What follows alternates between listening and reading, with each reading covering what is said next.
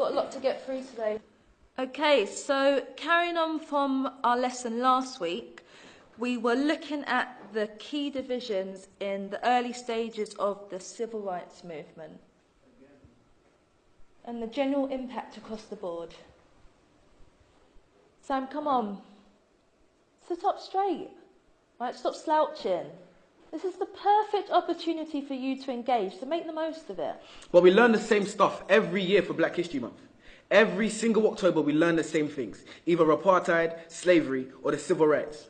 How many of you guys have actually learned something new these last years? See? That's what I mean. Sam, this is our history. Come on, man. No, seriously. Do you guys know anything about Ralph Bunche? The first black person to win a Nobel Prize? Or that the richest person ever lived was a black man named King Musa I of Mali? What about Ella Baker? What about Ella Baker?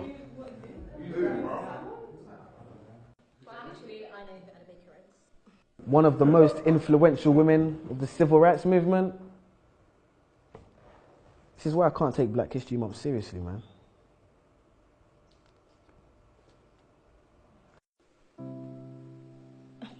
But Samuel, the curriculum is designed to help you think about Black history critically. Actually, miss, it's designed to teach us what to think, not how to think. For example, when that light switched, you taught us it was Thomas Edison who made that happen, when ironically it was actually a darker man who made that light flick, Lewis Latimer to be precise. Quite nice when you're talking about Mr. Hamilton and his racing car, but red lights stop. We're always taught that Martin Luther King had a dream, man. But those dreams can't be achieved because our brains are in chains, our minds are enslaved, so we won't get our redemption. Morgan, free man. Will we ever be free, man? And leave this state of imprisonment? And take that walk of free, damn it, green man from a traffic light invented by the same man who made gas masks to protect our organs. Another free man named Garrett Morgan. But I bet you never knew that. We need to open our minds. But how can we be taught to see if the blind lead the blind? The first person to develop significant eye surgery was a black woman named Dr. Patricia E. Barth. Now on that note, there's a question I must ask. If this is a great opportunity to learn and be engaged about our past, why are we not actually being taught about our past? Transatlantic slavery, where we're taught Black history starts, but is it really? There seems to be a lot you haven't told us. And you shut down and hold back on the bold ones who stand against the way you're trying to mold us.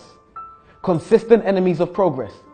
You're surprised because I know things you don't expect me to know yet. And when I tell you you're wrong for telling me about me, you call it a riot while I call it a protest. The Broadwater Farm riots.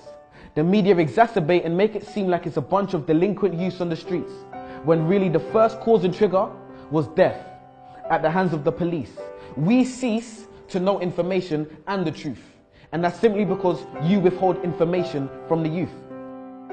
Maybe one day we'll be satisfied with how our knowledge of history equates. Well, I'm sure like me, you're waiting for the teacher to fill in that space. So do so then. No answer. Well, maybe I can help and just throw out there some names. Mary Seacole, a Crimean war nurse. Mary Prince, a black female author. To be precise, she was the first. Bernie Grant, influential local activist and respected MP.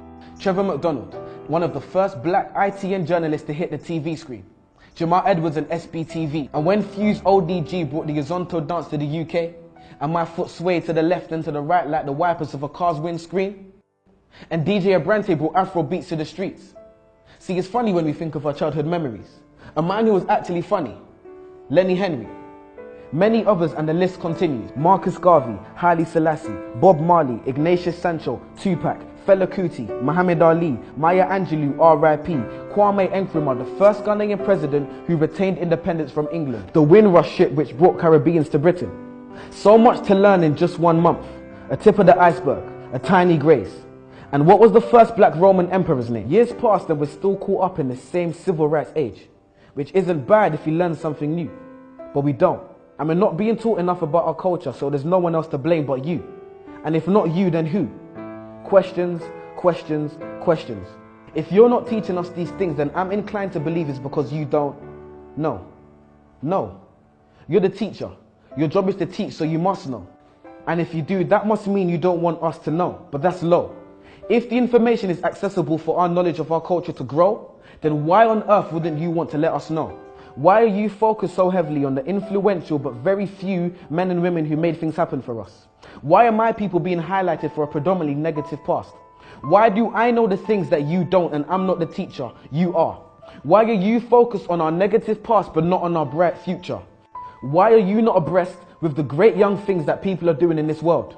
Why are young people's trademarks and stereotypes gang culture and young pregnant girls? Why are the young people not being given the time of day? And his name was Septimus Severus, by the way. I'm sure as a student, the code of conduct has been breached. So I'll stop here and let you do your job. So teach.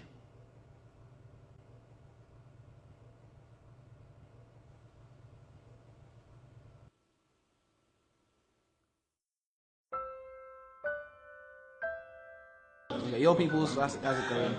It's your boy Samuel King. This is my poem, What I Wasn't Taught in School. And you're watching Word on the Curb. Blow.